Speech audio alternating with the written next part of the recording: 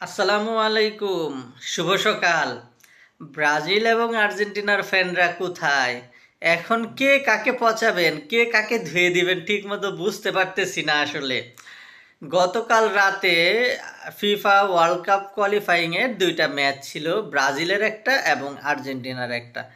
দুইটা ম্যাচেই দুইটা অঘটনের শিকার হয়েছে দুইটা বড় দল। ব্রাজিল যদিও কোনো মতো ড্র কইরা প্রাণটা বাঁচাইছে, কিন্তু আর্জেন্টিনা তো হাইরাই গেছে। মূলত গতকাল ব্রাজিল বলিভিয়ার সাথে খেলতে নামে, সেইখানে 1-1 গোলে ড্র হয় এবং আর্জেন্টিনা প্যারাগুয়ের সাথে খেলতে নেমে 2-1 গোলে হাইরা যায়। প্রথমে যদি আমরা আর্জেন্টিনার ম্যাচটা নিয়ে একটু কথা বলি, আর্জেন্টিনা একদম সর্বশক্তির যেই দলটা বিশ্বকাপ জিতছে অলমোস্ট সেই দলটাই, দু একজন যারা অবসর নিয়ে নিছে আর খেলবে না তারা বাদে, অলমোস্ট সেই দলটাই মাঠে নামছিল এবং এত পাওয়ারফুল একটা দল প্যারাগুয়ের সাথে হাইরা গেছে।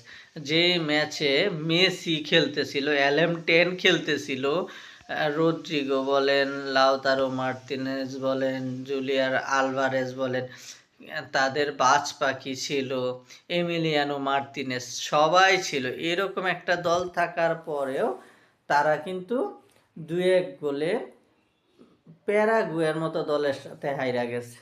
এইদিকে ব্রাজিল বলিভিয়ার সাথে 1-1 ড্র করছে।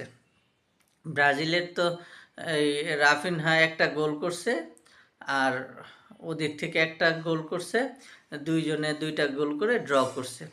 এই ম্যাচটা ব্রাজিলের জন্য অনেক গুরুত্বপূর্ণ ছিল, যদিও তারা ড্র করেও পয়েন্ট টেবিলের এখনও 3 নম্বরে আছে, আর্জেন্টিনা হাইরা পয়েন্ট টেবিলের 1 নম্বরে আছে। তাই কি এত বড় বড় দুইটা দল, কনমেবল অঞ্চলের সবচেয়ে বড় দলই দুইটা, এখন তারা যদি এরকম হারে বা ড্র করে তাদের ফ্যানদের কি অবস্থা সেটা তো দেখার মতো।